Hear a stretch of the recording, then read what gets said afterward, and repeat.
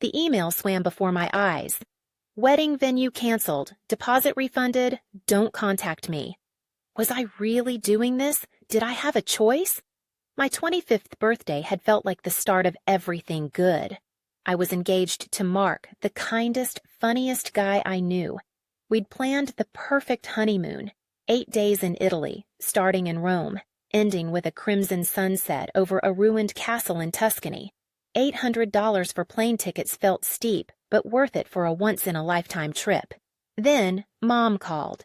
Her voice was shaky, laced with this forced vulnerability I'd heard a million times before.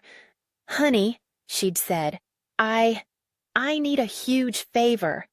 The story poured out like thick syrup, a sudden, mysterious illness. She needed to see a specialist, someone only available in Cabo San Lucas. Immediate treatment. The appointments were scheduled. The problem? The flights were exorbitantly priced, practically unreachable. She couldn't ask Dad, not after things.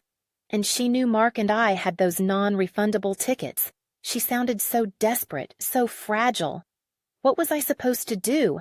I pictured her, weak and alone, struggling in a foreign country. Italy could wait. My mom, she couldn't. "Of course, Mom," I said, my voice tight with a sudden dread. "You can have the tickets." Mark was amazing. He understood. He even tried to make a joke about us honeymooning in Ohio instead. But under his brave smile, I saw a flicker of disappointment. He'd been looking forward to Italy as much as I had. She was unusually upbeat, almost giddy. It should have been a red flag, but I was too busy feeling guilty about my own selfish disappointment. She left on what should have been our honeymoon day. I hugged her goodbye, told her to take care of herself, and watched her walk through security, a spring in her step that didn't quite match the image of a sick woman I'd conjured in my mind. Then, 3 days later, Sarah, my younger sister, sent me a screenshot, an Instagram post, a picture of Mom, radiant, on a beach in Cabo. A turquoise sea shimmered behind her, and beside her, a man I'd never seen before, a man holding her hand. I zoomed in. The man was laughing, his arm casually slung around her shoulders. Mom was beaming. They looked happy, happier than I'd seen her in years. This wasn't the face of someone battling a mysterious illness. This was the face of someone on vacation. My blood ran cold. The anger, a slow burn at first, quickly escalated into a raging inferno. $800, our honeymoon, her emergency. It was all a lie. My hands trembled as I scrolled through her profile. More pictures. Mom and Mystery Man sipping cocktails, Mom and Mystery Man snorkeling, Mom and Mystery Man dancing under the stars. It was a carefully curated highlight reel of a secret life. Who was this guy? Why hadn't she told us about him? And most importantly, how dare she use our honeymoon to fuel her deception? I called Sarah, my voice shaking. "Did you know about this?" "No way!" she gasped. "Who is that dude? She told everyone she was going to a clinic." "She used our honeymoon tickets, Sarah, our $800 honeymoon tickets." I could barely get the words out. We spent a business trip she'd mentioned weeks ago, a conference she was supposedly attending. It all added up to a meticulously planned escape, funded by my sacrifice. Mark arrived home from work, his face tired but his eyes full of concern. He saw the fury on my face. "What's wrong?" he asked gently. I showed him the pictures. He stared at them in stunned silence. His face hardened. She lied to you?" "She lied to us, Mark. She manipulated us. She used our honeymoon." My voice cracked, the tears. He held me close, his hand stroking my hair. "What do you want to do?" What did I want to do? I wanted to scream, to confront her, to expose her lies to the whole world. But that wouldn't fix anything. It wouldn't undo the betrayal. It wouldn't bring back our honeymoon. Suddenly, an idea sparked in my mind, a daring, reckless idea. One that would send shockwaves through my family. It was risky, it was drastic, but it felt right. I'm canceling the wedding venue, I said, my voice surprisingly calm. Mark looked at me, his eyes wide. What? Why? Because I can't marry you in a place chosen by a woman who would so callously disregard my happiness. Because I refuse to start our marriage with a lie hanging over our heads. He understood. He always understood. Okay, he said, squeezing my hand. Okay, what's the plan? The plan was simple, yet devastatingly effective. We would cancel the venue, quietly without telling anyone. We would recoup the deposit, find a new, smaller, more intimate location, and drastically downsize the guest list. And then we would send a single, carefully worded message. That night, I sat at my computer, my fingers trembling as I typed. Every word felt like a bullet, aimed directly at Mom's carefully constructed facade. Wedding venue canceled. Don't contact me. I hit send. Then I turned off my phone and went to bed, bracing myself for the storm that was about to erupt. The calls, texts, voicemails, from Mom, from Dad, from my aunts, uncles, cousins, everyone was in a frenzy. I ignored them all. Her voice was shrill, bordering on hysterical. How dare you? What do you think you're doing? I'm taking control of my life, Mom, I said, my voice cold and steady. I'm not going to let you manipulate me anymore. I know about Cabo.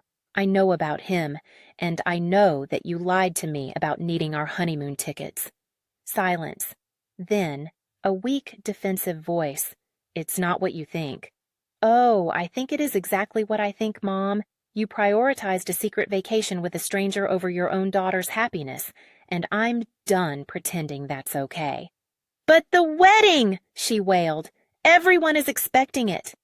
Then you should have thought about that before you decided to use my honeymoon for your little getaway, I said, and hung up. The fallout was immediate and brutal. My family took sides. Some supported me, horrified by Mom's betrayal. Others accused me of being selfish and dramatic, of ruining everything for everyone. Dad was furious. He'd always been blinded by Mom's charm, unable to see the subtle ways she controlled him. He accused me of embarrassing the family, of airing our dirty laundry in public. She's your mother, he shouted. You need to respect her. Respect is earned, Dad, I said, my voice shaking. And she hasn't earned mine. The weeks that followed were a nightmare. The wedding was looming, and I was caught in a whirlwind of drama and recriminations. I doubted my decision. Was I being too harsh? Was I overreacting? Should I just apologize and pretend everything was normal? But then I would look at the pictures from Cabo, at Mom's smiling face, and the anger would surge back, stronger than ever. I couldn't do it. I couldn't pretend. We found a small, beautiful vineyard nestled in the hills outside our town. The ceremony would be intimate, simple, and honest. Only the people who truly loved and supported us would be there. Mom didn't come. Neither did Dad. Many of our relatives boycotted the wedding, siding with them. But as I walked down the aisle towards Mark, towards our future, I knew I had made the right decision. The wedding was perfect. Small, but perfect. Filled with love, laughter, and genuine happiness. I danced with Mark under the stars, surrounded by the people who truly mattered. For the first time in a long time, I felt free. But the scars remained. The resentment lingered. I hadn't spoken to Mom in months. The chasm between us seemed too wide to bridge. Then, one day, Sarah called. Mom's not doing well, she said, her voice hesitant. She wants to see you. I hesitated. Did I want to see her? After everything she had done? After the lies, the manipulation, the betrayal? But something in Sarah's voice made me reconsider. A flicker of fear, a plea for help. Maybe, just maybe, it was time to try to heal. I drove to their house, my heart pounding in my chest. Mom was sitting in her favorite armchair, looking pale and drawn. Her eyes were sunken, her smile weak. "Hi, honey," she said, her voice raspy. I sat down beside her, a strange mixture of anger and pity swirling inside me. "Sarah said you wanted to see me." She took a deep breath. "I wanted to apologize," she said, her voice barely a whisper. "For everything, for Cabo, for lying to you, for ruining your honeymoon, for hurting you." The words hung in the air, heavy with regret. I looked at her, really looked at her, and saw not a manipulative monster, but a broken woman consumed by her own insecurities and unhappiness. "Why, Mom?" I asked, my voice trembling. "Why did you do it?" She hesitated, then began to speak, her voice cracking with emotion. She told me about her loneliness, her fear of growing old, her desperate need for validation. She told me about the man in Cabo, a brief, fleeting escape from her mundane reality. She didn't excuse her behavior. She didn't try to justify her actions. She simply admitted that she had made a mistake, a terrible mistake. I listened, my heart softening with each word. I didn't forgive her completely. Not yet. But I understood. I understood her flaws, her vulnerabilities, her pain. "I'm not sure I can forgive you," I said, "but I'm willing to try. If you're willing to be honest with me, if you're willing to change." She nodded, tears streaming down her face. "I am," she said. "I promise." The road to reconciliation was long and difficult. There were setbacks, arguments, moments of doubt. But slowly, gradually, we began to rebuild our relationship, brick by brick. It wasn't the same as before. It would never be the same, but it was real. It was honest. And it was enough. 5 years later, I run a successful travel blog. I share my adventures with the world, inspiring others to explore new places and create lasting memories. Mark is my biggest supporter. My rock, my best friend. And Mom? She's doing better. She's in therapy, working through her issues. She's even found a new hobby, photography. She takes beautiful pictures of nature, capturing the beauty and wonder of the world around her. We still have our disagreements. We still have our moments of tension. But we're learning to communicate, to understand each other, to forgive each other. And you know what? Mark and I, it was even more magical than I had imagined. We watched that crimson sunset over the ruined castle in Tuscany, and I felt a sense of peace I hadn't felt in years. I learned a valuable lesson from that experience, that forgiveness is not about condoning bad behavior. It's about freeing yourself from the burden of anger and resentment. It's about choosing to heal, to grow, to move forward. It wasn't easy. It took courage, strength, and a whole lot of patience. But it was worth it. What would you do if you were me? Would you have canceled the wedding? Would you have forgiven your mom?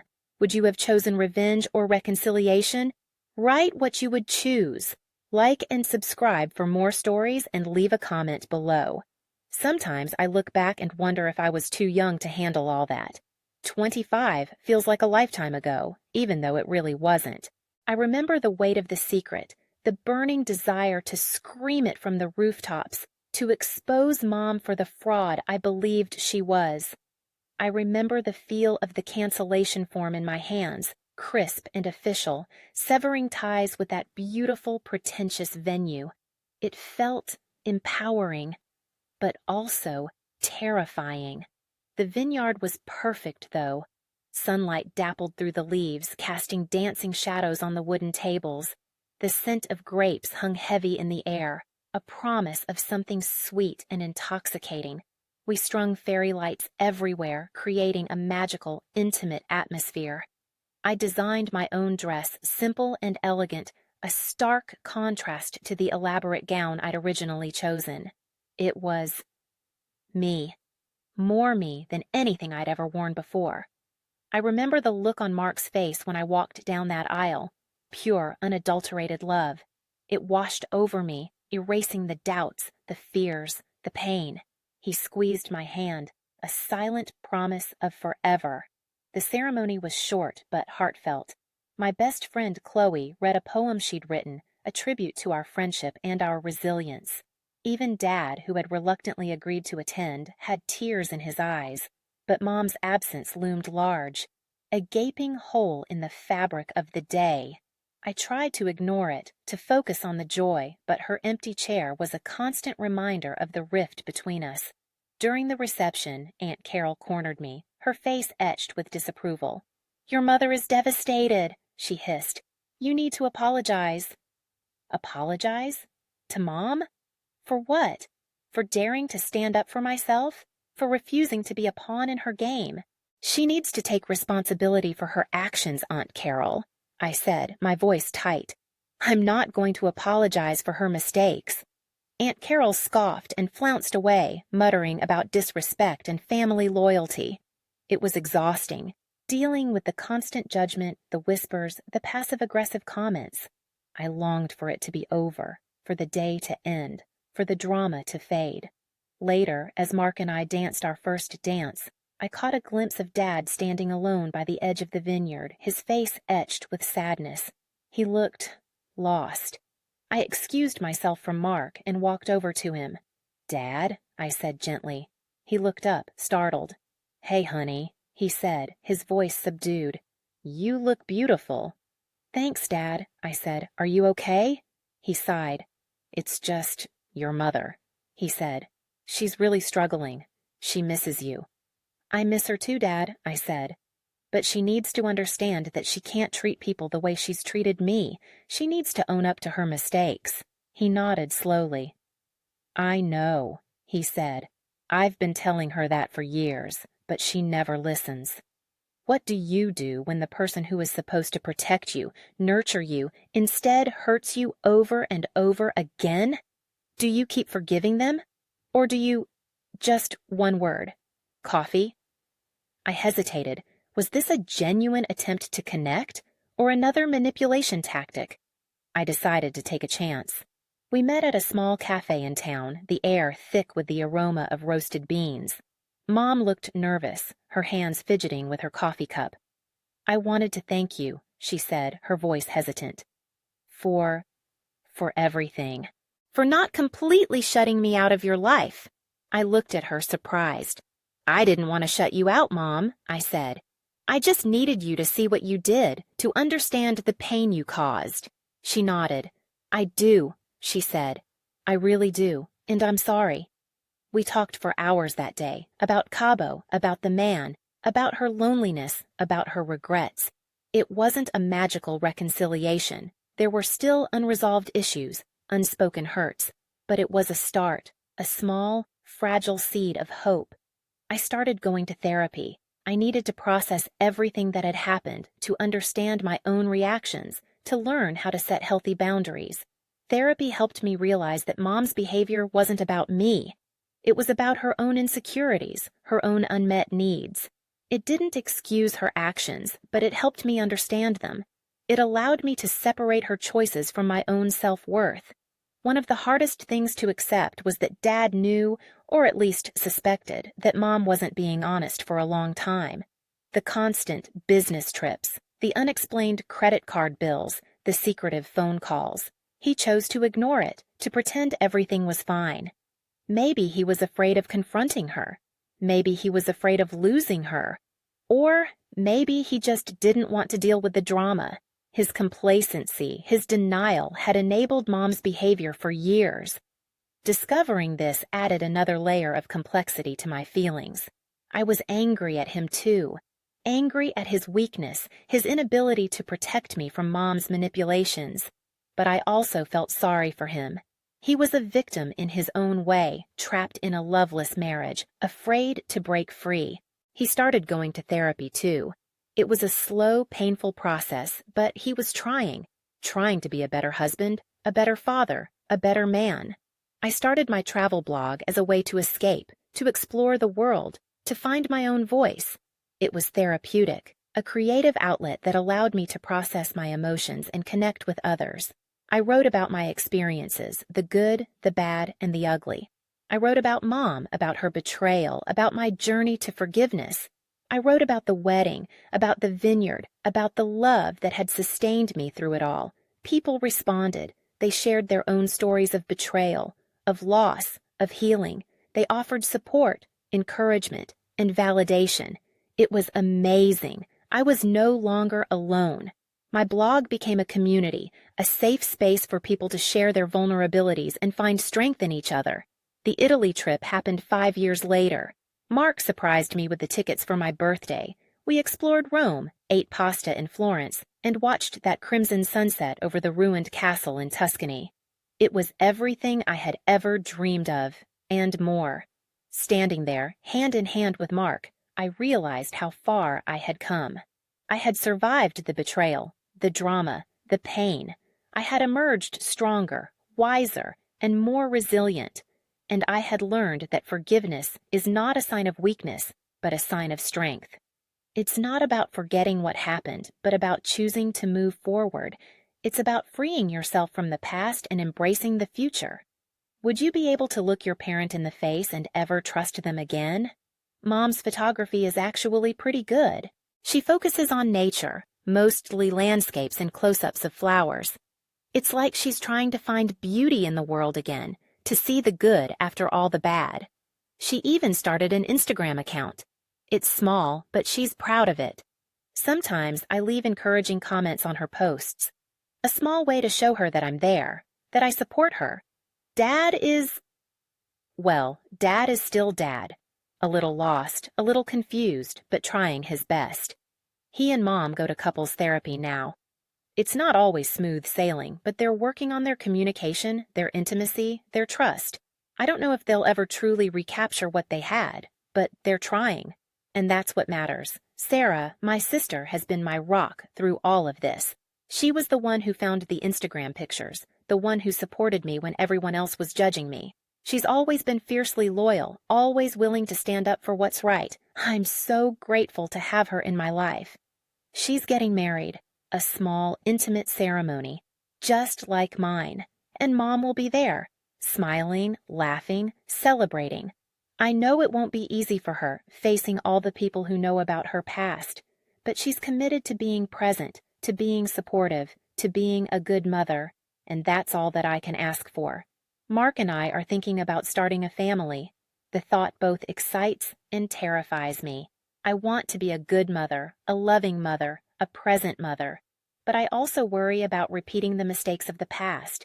I worry about passing on the patterns of dysfunction that have plagued my family for generations, but I know that I can break the cycle. I know that I can be a different kind of parent, a parent who is honest, a parent who is supportive, a parent who puts her child's needs first.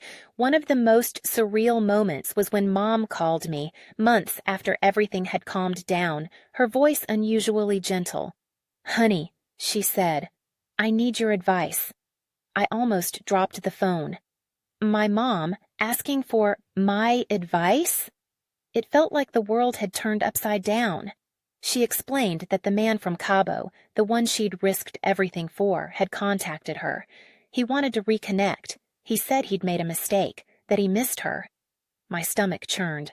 I felt a wave of anger, not just at him, but at Mom for even considering it. "Mom," I said, trying to keep my voice steady, "are you serious? After everything he put us through? After everything you put yourself through?" She sighed. "I know, honey. It sounds crazy, right? But part of me wonders if I was too quick to judge him. If maybe he deserves a second chance." A second chance? This was the man who'd been the catalyst for so much pain, so much heartbreak. He'd been a symbol of her betrayal, her selfishness. How could she even entertain the thought of letting him back into her life? "Mom," I said, "you deserve better than that. You deserve someone who will treat you with respect, someone who will be honest with you, someone who will prioritize your happiness.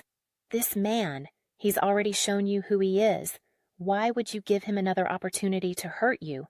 There was a long silence. I could hear her breathing on the other end of the line. "You're right," she said. "I knew you'd say that. I guess I wanted to believe that things could be different."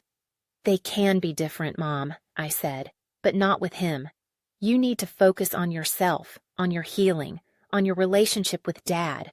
Don't let this man derail you again." She took a deep breath. "Okay," she said. "Okay, I won't. Thank you, honey. You always know what to say." After I hung up, I sat there for a long time, thinking about Mom, about her vulnerability, about her desperate need for love and validation. I realized that she wasn't a monster. She was just a flawed human being, struggling to find her way in the world. and I realized that forgiving her wasn't just about her, it was about me. It was about letting go of the anger and resentment that had been poisoning me for so long. It was about choosing to heal, to move forward, to create a better future for myself and for my family. Someone once asked me if I regretted canceling the wedding venue, if I regretted the drama, the fallout, the pain, and my answer is always the same. No, I don't regret it. It was the hardest decision I've ever made, but it was also the best decision I've ever made. It forced me to confront my issues, to stand up for myself, to take control of my life. It taught me the importance of honesty, of boundaries, of self-respect, and it ultimately led me to a place of forgiveness, of healing, of peace. The travel blog continues to grow. I've even been invited to speak at conferences to share my story with others. It's terrifying, standing up on stage in front of hundreds of people bearing my soul, but it's also incredibly rewarding. Knowing that my experiences can help others, that my vulnerability can inspire hope, that my story can make a difference in the world, that's what keeps me going. What do you think defines your relationship with your mom, and how do you think the relationship would change if she had done something similar to you? I remember one speaking engagement in particular. It was at a women's empowerment conference in Chicago. The room was packed, filled with women of all ages, all backgrounds, all stories. As I stood on the stage, looking out at the sea of faces, I felt a surge of emotion, gratitude, vulnerability, hope. I told my story, the story you've heard me tell, the betrayal, the wedding, the forgiveness. When I finished, the room erupted in applause. Women were crying, hugging, sharing their own experiences. It was overwhelming. Afterwards, a woman approached me, her eyes shining with tears. "Thank you," she said, her voice trembling. "Thank you for sharing your story. It's given me the courage to—" I realized that my story wasn't just about me. It was about all of us. It was about breaking the silence, about empowering ourselves, about creating a better world for future generations. I hugged her, and for a moment, we were connected. Two strangers sharing a common bond of pain and resilience. That's when I knew that I was on the right path, that I was doing what I was meant to do, that my pain had a purpose. Mark is still my biggest cheerleader. He's always there for me, offering support, encouragement, and a listening ear. He's seen me at my worst, at my most vulnerable, and he's loved me unconditionally. I don't know what I would do without him. Our relationship isn't perfect. We have our disagreements, our challenges. But we communicate, we compromise, we forgive. And most importantly, we love each other fiercely. We've learned to navigate the complexities of our families, to set healthy boundaries, to protect our own happiness. We've created a life that is based on honesty, trust, and mutual respect. It's not always easy, but it's worth it. Thinking about kids, it's still a big question mark. We both want them, eventually, but we also want to make sure that we're ready, emotionally and financially. We want to create a stable, loving environment for our children, a place where they can feel safe, supported, and unconditionally loved. We've been talking to a therapist, exploring our fears and anxieties about parenthood. It's been incredibly helpful. We're learning about attachment styles, about child development, about effective communication. We want to be the best parents we can be, to break the cycle of dysfunction and create a healthy, loving family. Mom she's trying. She's still in therapy, still working on her issues. She's become more involved in my life, more supportive of my career. She even reads my blog, although she sometimes disagrees with my perspective.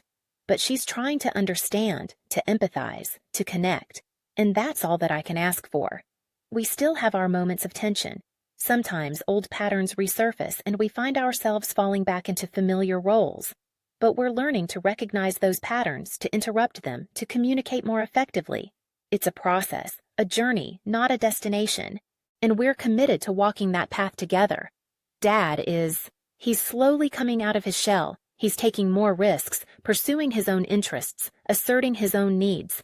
He's even started dating. It's strange, seeing my dad with other women. Part of me feels protective of him.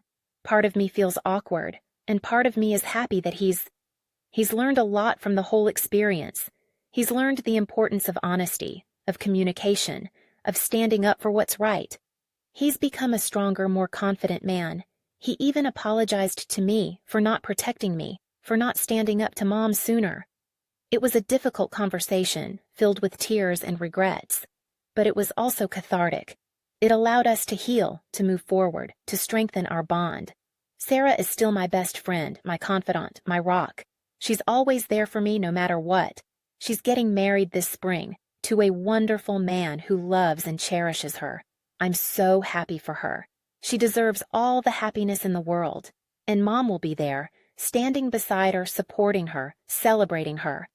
I know it won't be easy for her, but she's committed to being present, to being supportive, to being a good mother, and that's all that matters. What's your take on forgiveness? Is it always necessary? And what does it take to truly forgive someone? It's a question I grapple with constantly. There are days when I feel completely at peace, when I've truly let go of the anger and resentment. And there are days when the old wounds resurface and I find myself reliving the pain all over again. But I keep moving forward, keep practicing forgiveness, keep choosing to heal, because I know that it's the only way to truly be free, to live a life filled with joy, with love, with peace, and to create a better world for future generations. The end? Maybe not, but definitely a new beginning. Sometimes I think about what would have happened if I hadn't canceled the wedding venue, if I had just gone along with Mom's lies, if I had pretended everything was fine. Would I have been happier? Would my family have been more united? Maybe. But I also know that I would have been living a lie. I would have been sacrificing my own happiness for the sake of appearances. And that's not a life I want to live. It's not a life I want to teach my children. I want to teach them to be honest, to be courageous, to stand up for what's right. Even when it's difficult, even when it's painful, even when it means going against the grain. I want to teach them that their happiness matters, that their feelings are valid, that they deserve to be treated with respect. I want to teach them that forgiveness is possible, but it's not always necessary. That sometimes the best thing you can do is to walk away, to protect yourself, to create a new beginning. I want to teach them that they are strong, they are capable, they are worthy of love, and that they can overcome any obstacle that life throws their way. One thing that's been unexpectedly helpful is connecting with other women who have experienced similar situations. I found a support group online, a group of women who have been betrayed by their mothers, manipulated by their families, and forced to make difficult choices. Sharing my story with them, hearing their stories, has been incredibly validating. It's helped me realize that I'm not alone, that my experiences are not unique, and that there is hope for healing. We support each other, we encourage each other, we hold each other accountable. We're a sisterhood, bound together by our shared experiences. And it's been a lifeline for me. I've also learned the importance of setting boundaries with my mom, with my dad, with my family, with everyone in my life. I've learned to say no, to assert my needs, to protect my energy. It hasn't always been easy. I've faced resistance, judgment, and guilt, but I've realized that setting boundaries is an act of self-love.